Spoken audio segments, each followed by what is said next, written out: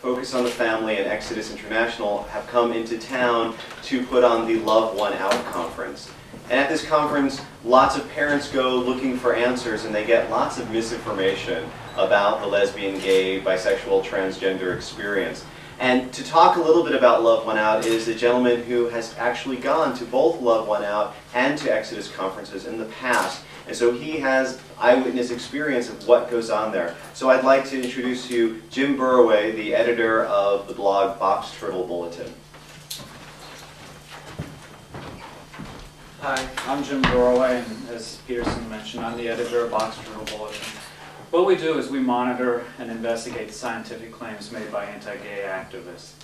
As he said, I attended Love One Out in Phoenix last year. I also attended the Exodus Annual Conference in Irvine, California in July. I went firsthand because I wanted to hear for myself what the ex-gay leaders had to say, and I also wanted to speak with the people who attend these conferences to get their point of view. And I have to say that through it all, I was treated with great kindness, respect, and camaraderie. Most of the people who will attend Love One Out tomorrow will be parents of gays and lesbians. And they will be told that their child is gay because they failed to establish an emotional bond with their child. On absorbing this message, I personally saw parents cry during breaks because they believed that they were to blame for their child's sexuality. I had one father confide in me saying, "I only hope that someday Jesus will forgive me for what I've done."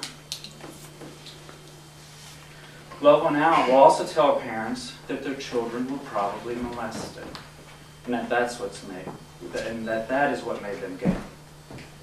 Focus on the Family's Melissa Fryer will say, and I'm quoting here, "I never met one woman who had not been sexually violated or sexually threatened in her life, and I never met one man either that had not been sexually violated or sexually seduced in his life." I'll never forget, there was a lunch break, and this mother was with her friends, and she just started crying. And her friend said, "What's wrong? What's the matter?" And she said, "I didn't realize that my son had been molested."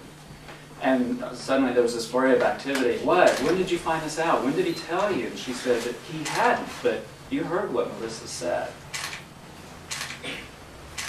Parents will be told countless stories of success brought about by psychological breakthroughs and miraculous answers to prayers. Focus on the Family's Mike Haley will show his wedding photographs. And Nancy Hesh, the mother of actress Anne Hesh, will claim that her prayers led to her daughter's breakup with Ellen DeGeneres. Parents will hear over and over again that change is possible, but Exodus International's own data says otherwise. Last year, two researchers, Stanton Jones and Mark Yarhouse, both of them avid proponents of ex-gay ministries, published the results of a 4-year study of those who tried to change their sexual orientation through Exodus International. Their study was funded and actively supported by Exodus International. They sought to recruit 300 participants in their study, but after 16 months, they could only get 98 people to sign up. Through the 4 years of the study, 25 dropped out.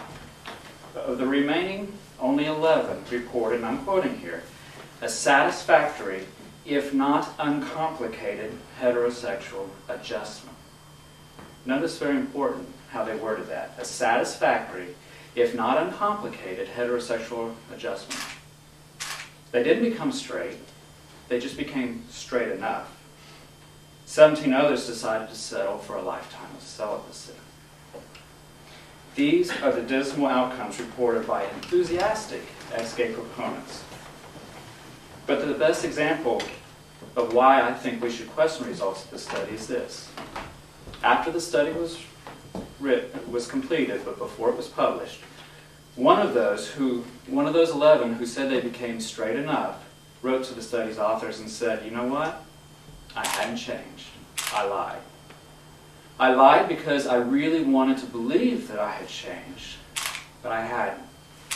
And that man now is embracing his reality as a gay man."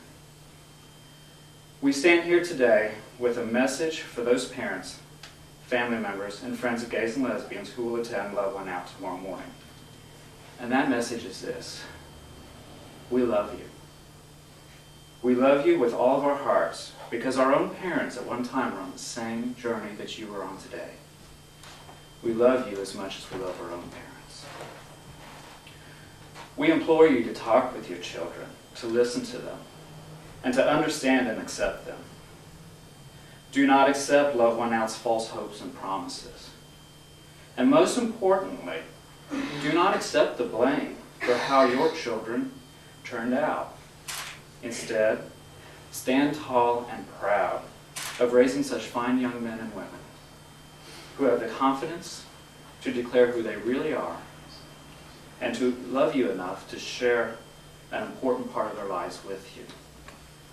I am proud of my parents, and my church-going parents are proud of me, and I wouldn't have it any other way.